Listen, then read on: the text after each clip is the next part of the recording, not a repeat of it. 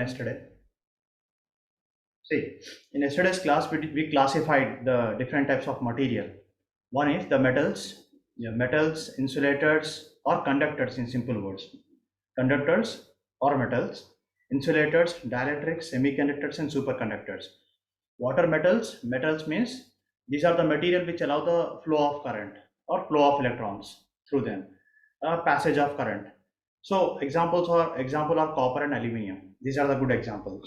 So that is why we have copper wires and aluminium wires. Next, insulators, they do not allow any passage of current. Example is rubber or wood. Dielectrics, next classification, that is dielectrics. Dielectrics, they have poles, dipoles in it, or they possess polarity. So dipoles means like having a positive and negative, a molecule which is having a positive and negative poles. Okay, that is why it is said to be polar. That is dipoles. So best example is glass and mica. So there is a statement: all dielectrics are insulators, but not all insulators are dielectric material. Means example, glass and mica, they are dielectric material as well as they are insulators. But rubber and wood, they are insulators, but they are not dielectric material. Next example, next concept, that is semiconductors. It allows very small flow of current, very small, very small. That is in micro and nano amperes, or micro or milliamperes, very small current. So example for them, pure semiconductors is silicon and germanium. They are fourth group elements. Next is superconductors. Superconductors means the resistance of the material is zero.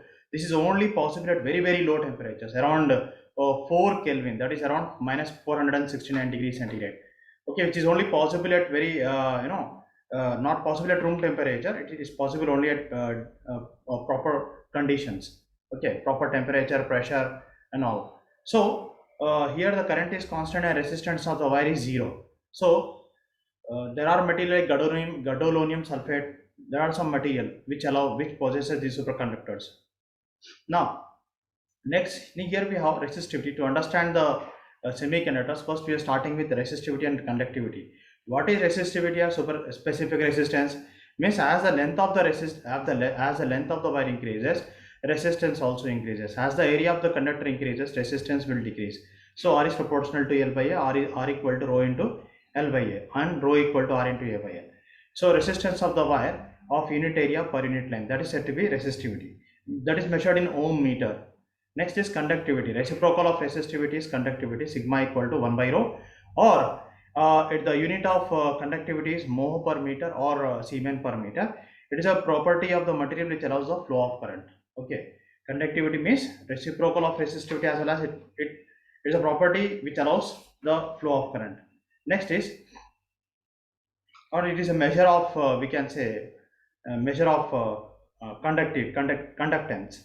Next here we have metals, resistivity and conductivity value is given to us. For insulators and semiconductors is given. Now classification of semiconductors, we have pure and impure semiconductors. Pure means intrinsic, impure means extrinsic.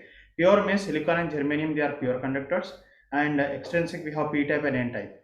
Now next here, compound semiconductors, like we have inorganic, organic and organic polymers. These are the material. Next we started with core electrons. Core electrons means electrons which are close to the nucleus are known as core electrons, and which are in the outermost orbitals are known as valence electrons. If there is one atom, we can say that is valence electron, but if there are millions of atoms, then we say valence band. That forms a band which is known as a valence band.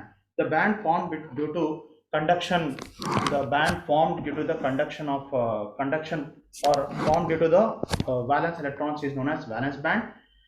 The next higher band to valence band is known as conduction band. The next is forbidden energy band. Okay, or forbidden band. The gap between valence band and conduction band is known as forbidden band. Here now here we have energy level diagram. What are conductors? Conductors means valence band and conduction band, they overlap each other and the energy gap is zero. Next one, here for semiconductors, the gap between the valence band and conduction band is less than 3 electron volts. Okay, so we have valence band, conduction band. So the gap between them is said to be forbidden band or energy gap. The energy gap is less than 3 electron volt for semiconductors, and it is greater than 3 electron volts for insulators like rubber and wood.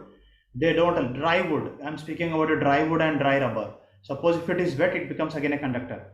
If it is wet, like if you pour water on the wood or on the rubber, and current will flow definitely. So that means conductivity is there on that. We are speaking about a dry wood and a dry rubber. Okay.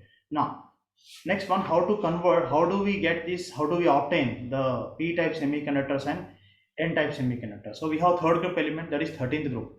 So boron, aluminum, gallium, indium and thallium, they are 13th group or third group element, means they have 3 electrons in the outermost shell.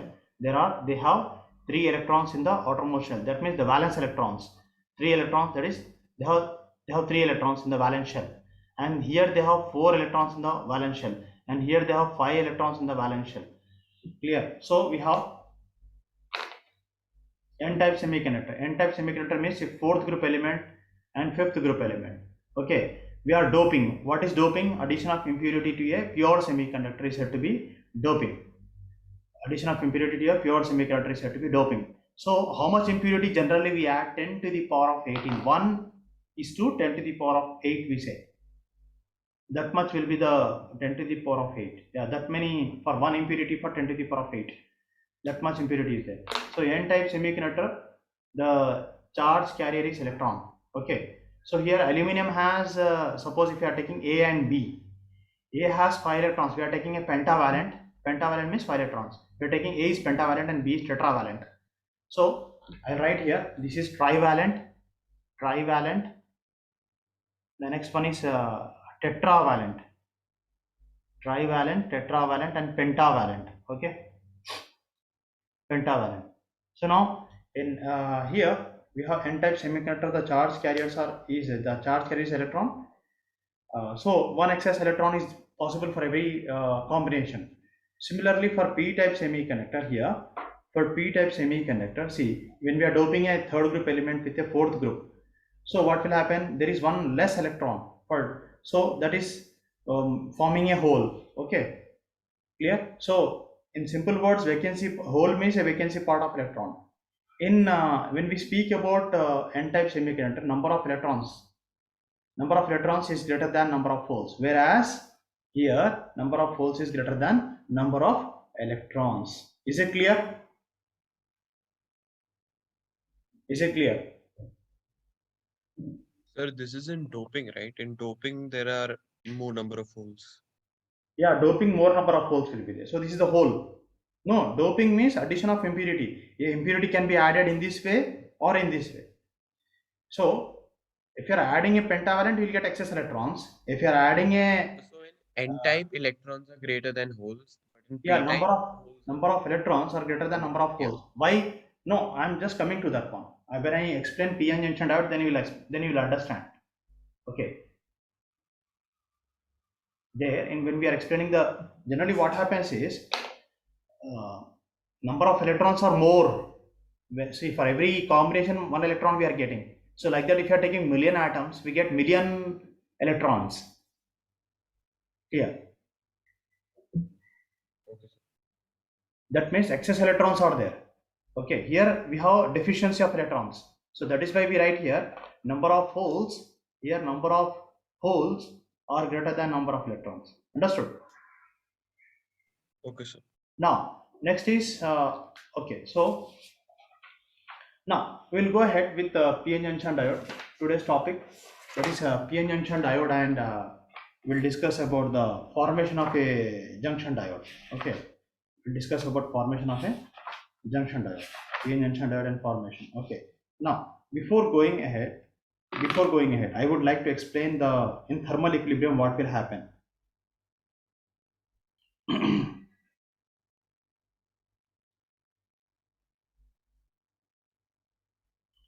So here, one second. Okay, n-type semiconductor. Suppose we are taking for example. So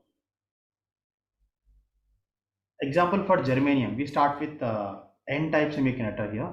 For n-type semiconductor,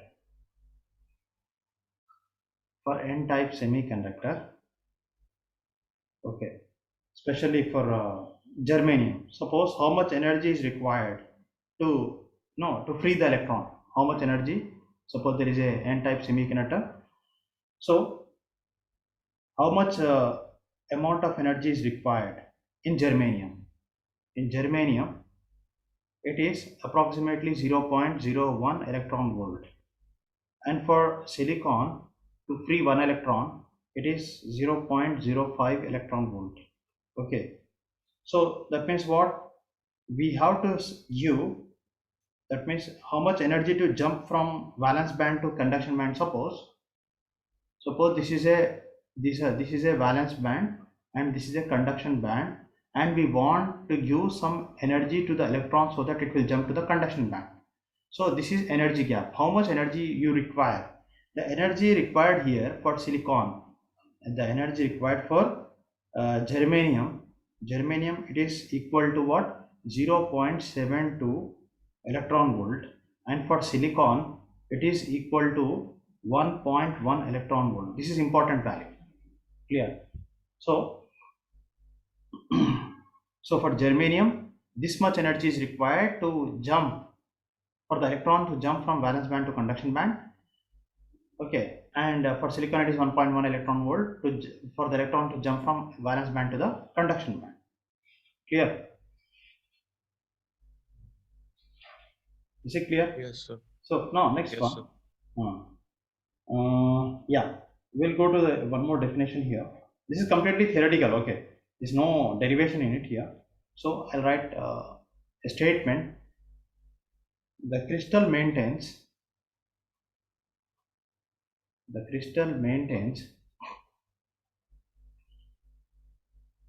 an overall charge neutrality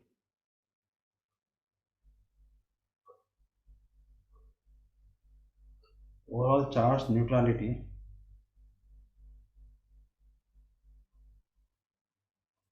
as the charge of additional charge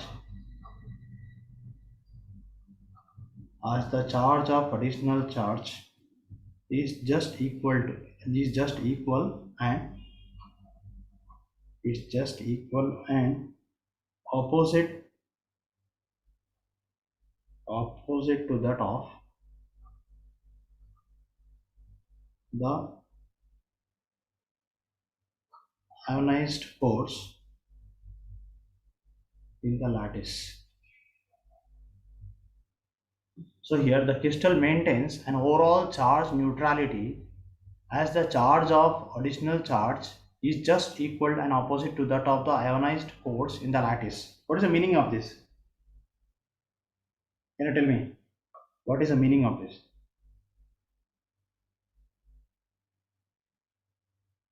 See, here I am saying Ni is said to be the number of intrinsic generated electrons. So here Ni is the intrinsic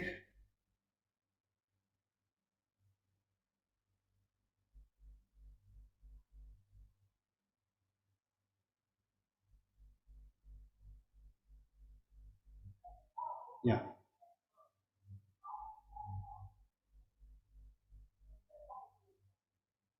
number of intrinsic generated electrons to any intrinsic electrons number of intrinsic electrons generated. Ne is number of electrons, nh means number of holes. nh means number of holes. Now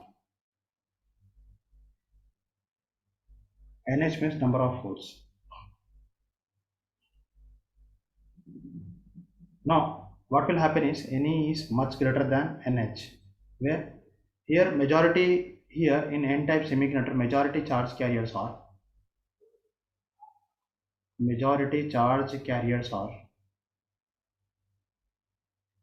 or electrons, and minority charge carriers are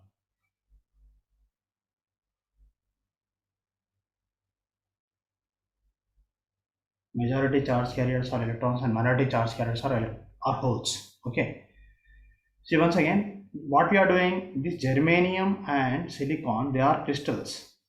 Okay, when he speaks about crystal here, that is the meaning of crystal. The crystal maintains an overall charge neutrality. Means what? The positive and negative.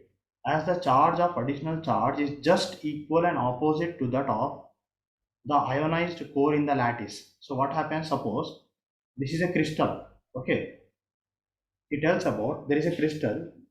Now in this crystal, there is a, if we speak about this one, so like suppose 1 2 3 4 5, I'm taking like this. Okay, now, and this is the electron, this one is electron.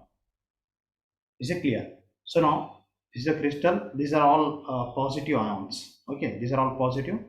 So what will happen here, this is the means the formation of bond is taking place. So this is said to be donor. In n type we have donor. This is donor core, and this is the electron. See, once again, what is happening here, according to this is the crystal. Okay, so what is happening here now? So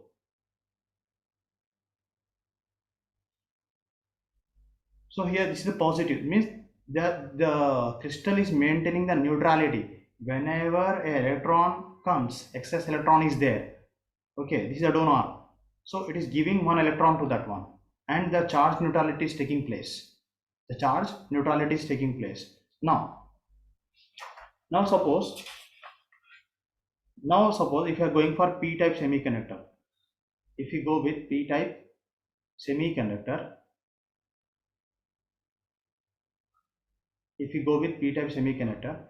here what is there? And number of holes are much greater than number of electrons. Okay. Next one, what is that? Here, if you take the same crystal here,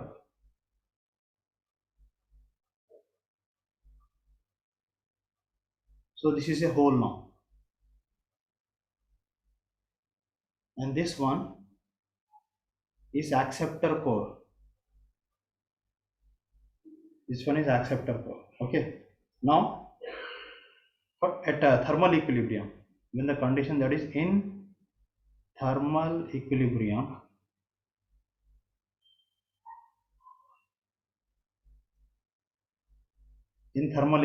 we have what? Ne into Nh is equal to what? Ni square. Ne into Nh is equal to what? Ni square. Okay. Now,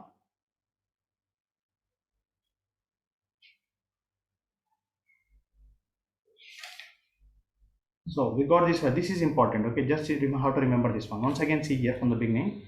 If you are taking an n-type semiconductor, okay, we have p-type and n-type semiconductor. N-type is formed due to the combination of doping of fifth group element with fourth group element. Then we get an n-type semiconductor. So germanium and silicon. So germanium, how much amount of energy is required for the electron to jump from the valence band to conduction band? That is 0.01 electron volt. And for silicon, it is this much. Okay. So for we say for one electron, okay, for example, the energy required is this much. In the contrast, the energy required to jump from forbidden band, this is for one atom, and this is for forbidden band, means jumping from, that is said to be energy gap. The energy gap is found to be how much? This much. Understood? This much is the energy gap for germanium and silicon. So the crystal maintains an overall charge neutrality, as a charge of the additional charge is just equal and opposite to that of the ionized core in the lattice. Now, Na is the number of intrinsic electrons generated, Ne is number of electrons, Nh means number of holes. Now, so in p-type semiconductor, number of holes is much greater than number of electrons. In thermal equilibrium, what will happen? Product of number of holes and number of electrons will give Ni square. Now, next one, we will draw a diagram here, that is energy level diagram, energy band diagram for n-type and p-type semiconductor.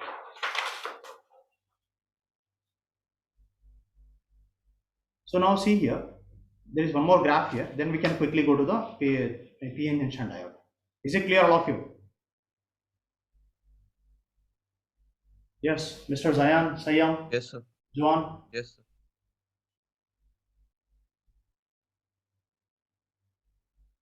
Where is Joshua? Johan. Okay. So we will draw energy band diagram. Energy bands of N-type and P-type semiconductor. Suppose this is electron energy.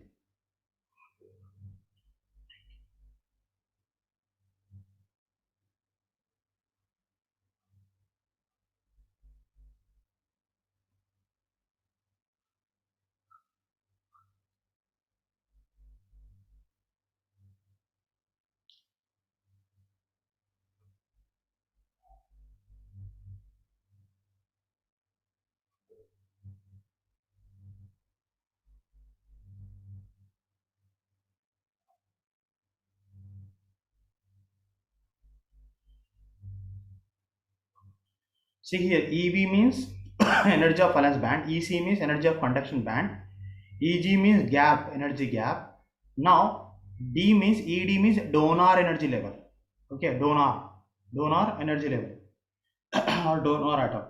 Now when T is greater than 0 Kelvin.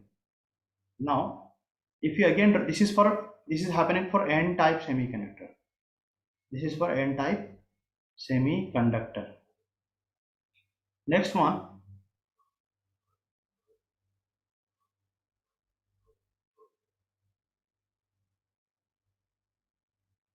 So here it is EA, EV and EC.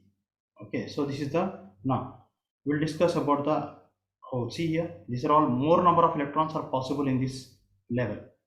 More number of electrons here. Here also you can see. So now come to this one. There is only one electron here, and more number of holes are there here, and less number of electrons. So that is how much the gap is. If you speak about this gap, it is 0.01 to 0.05 electron volt. Understood? When T is greater than 0 Kelvin, this is for P-type semiconductor. P-type semiconductor, and the gap is energy gap. Okay. Here, suppose the electron has to go here to here. The energy gap is how much? Eg.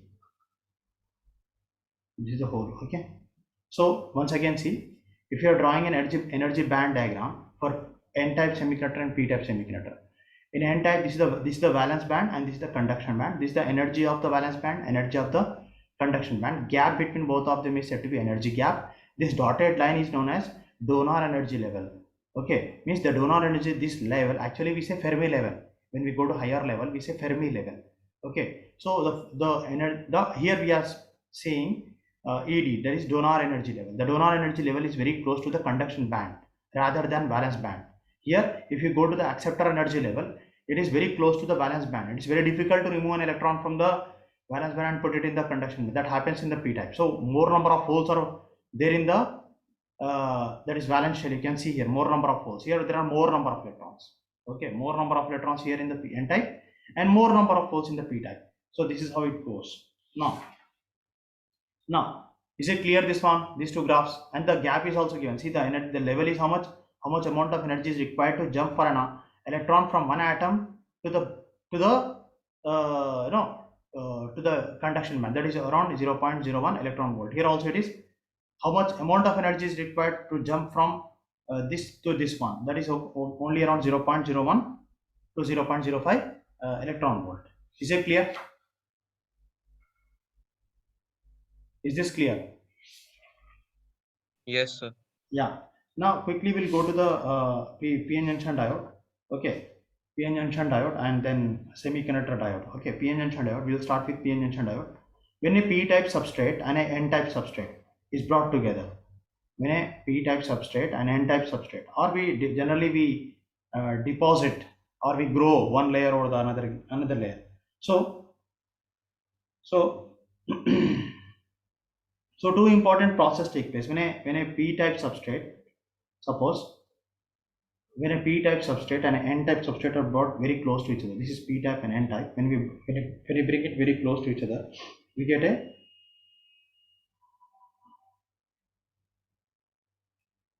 we get here this layer. This is said to be depletion region.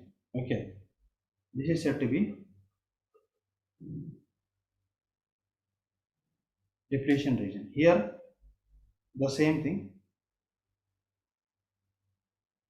this region is said to be depletion region. So when a p-type substrate is brought very close to n-type substrate, then we get a p-n junction diode. A p-n junction diode is formed.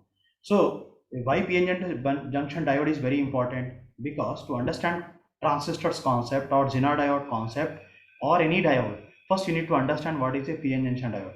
So how it works and what is the formation, how the p-n junction diode is formed.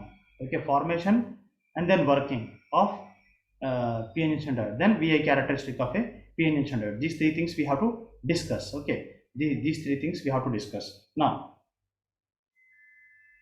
here.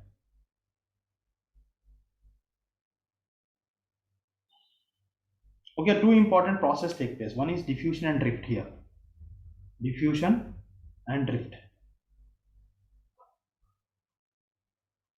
diffusion and drift, these two things will take place. Okay, now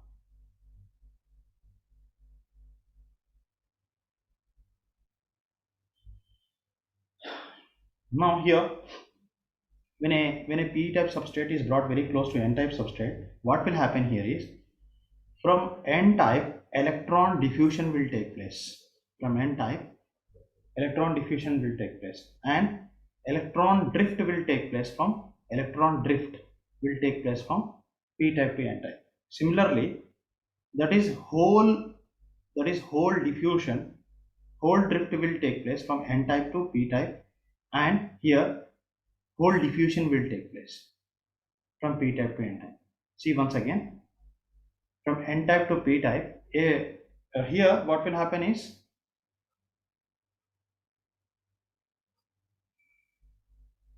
when a p-type substrate is brought very close to n-type substrate, a junction is formed.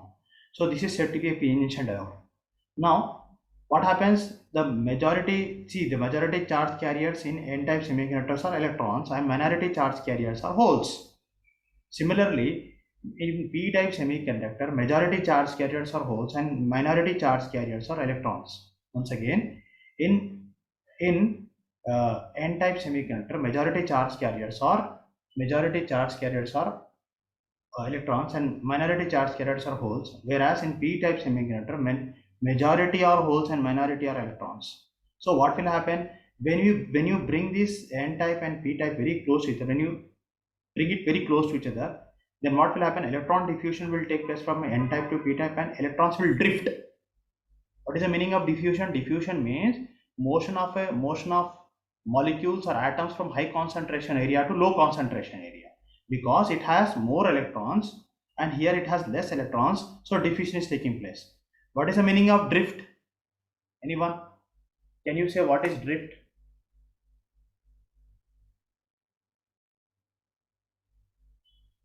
Okay, what is the meaning of drift?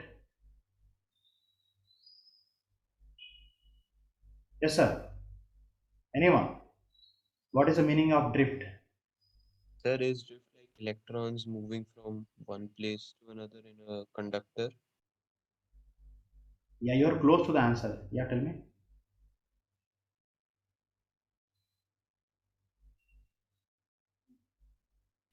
Or is it electrons moving from one place to another in a conductor? You know, we studied this in electricity. In electricity, we studied about electron drift. You know, VD is velocity of drift velocity. Remember this one? Do you remember? Yes, sir. See, Yes, what sir. happens in electron drift? We studied about this. Remember, like suppose when we apply potential difference across the terminals, what will happen? This is positive and this is negative, and this is the area, and this is the velocity. Well, electrons, what will happen? Electrons will go in the opposite direction. Okay, when the electrons are going, they collide with each other, they collide, but finally it has a velocity, right? Finally it has a velocity. Vd is a drift velocity. So it will collide with each other like this. See, the electrons will collide with the atoms present in the substance and they start moving very slowly, but finally there is some velocity, so that is said to be drifting. So electrons are colliding because there is more opposition here. From when the electron has to go from P to A, there is so much obstruction. Simple things, like suppose this is like example I'm taking, like this is Ukraine and this is the Russia. So Ukraine is in the defensive mode and this is in the opposition mode, right? So this is trying to no electrons can fastly go, but here they have to go very slowly. They have to resist first of all. They have to with a lot of opposition. It will travel. The electrons will travel from P type to N type. So that is said to be drifting. Understood? Now coming to this one, from P type majority are holes and N type minority are sorry, P type majority are holes and minority are electrons. So electron holes are too many holes are there. So it will diffuse from P type to N type, and very less holes will drift. Holes will drift very slowly from N type. What is actually happening? In simple words, I will tell you. Like suppose there is a bus. Okay. Now this is the door example, and this is the steering. Now this is the steering. Okay, and driver is driving. So what is happening when these are the seats? These are the seats, okay, in the bus.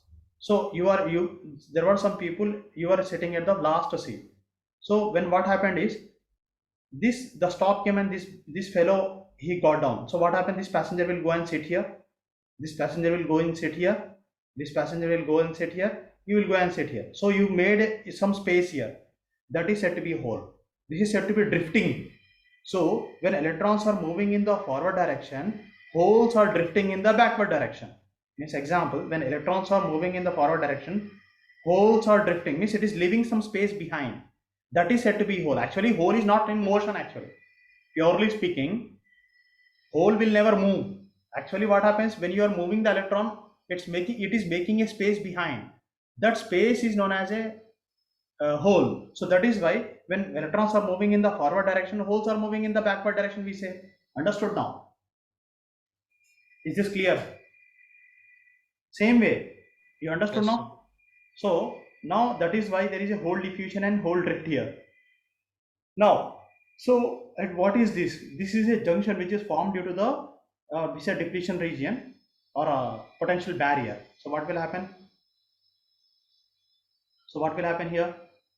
Here holes, all the these are all the holes and these are all the electrons. Okay, so minority charge carriers here in N type is holes, and minority charge carriers in P type is electrons. So they are ready. Like suppose example, a boy is made to sit in a girl's class, example, or a girl is made, only a lone girl is made to sit in boys class. So like both are, in both the situation, the minority is like they want to leave the class immediately. They don't want to sit because it is something sometimes weird to sit. Like one girl is made to sit in a boys class, or one boy is made to sit in a girls class. It is very very difficult situation for both of them. So they are ready to move now. So that is the reason, when you bring this N type and P type very close to each other, they are ready to move now. But what you have to give, if you apply some potential difference, they start moving. If you apply little potential difference, they start moving. So that much little potential difference is required for them to move. Okay, so that forms a barrier, or that forms a region, that is said to be depletion region, or also known as potential barrier. Is that clear? So that is known as depletion region. That is known as depletion region. Okay, or also known as potential barrier. Like a barrier, it forms a barrier. Okay. Now we will discuss about this now. What is the definition of a depletion region, and what is the definition of a potential barrier? Okay. Now, so here our recombination will take place. Electron will go and sit in the place of hole, and hole will go and sit in the place of electron. But this happens very very slowly. That is said to be recombination. Okay. Few recombination here we say recombination. Means electron will go and sit in the place of hole. That is said to be recombination. Okay. There is electron. Electron will go and sit in a hole. Okay, so this is said to be a recombination. Now, a narrow, I'll write the definition of depletion region or space charge region. Depletion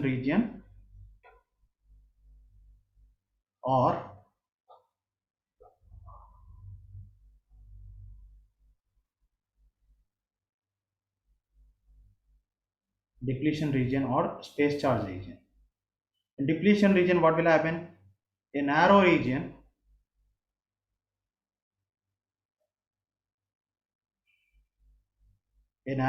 near the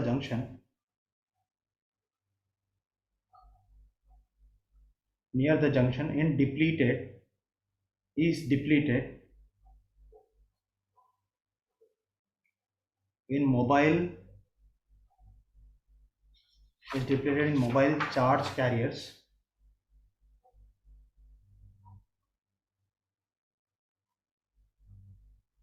Mobile charge carriers. So I'll write here itself. Right. Depleted in mobile charge carriers. So a narrow region where the junction is depleted in mobile charge carriers. So that is said to be depletion region or space charge region.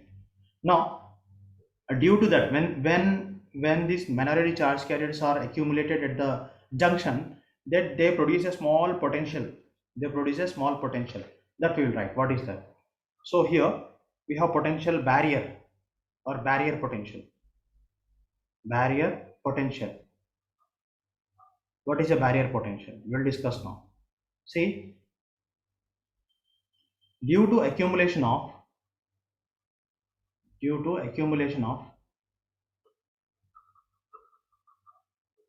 to accumulation of charges near the junction near the junction, an electric field is established. Okay, so this gives rise to electrostatic potential. This gives rise to potential electrostatic potential. Okay, uh, which is known as barrier potential. And then what is the thickness of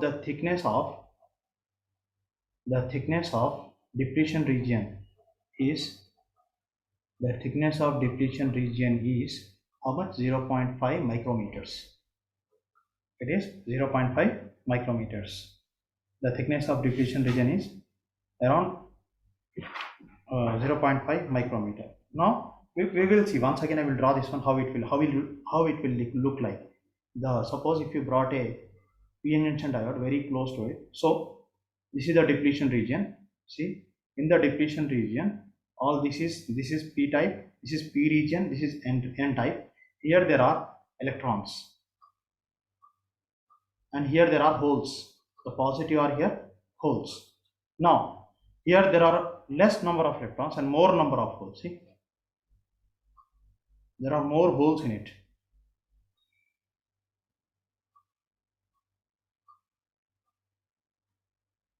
Okay, in p type. So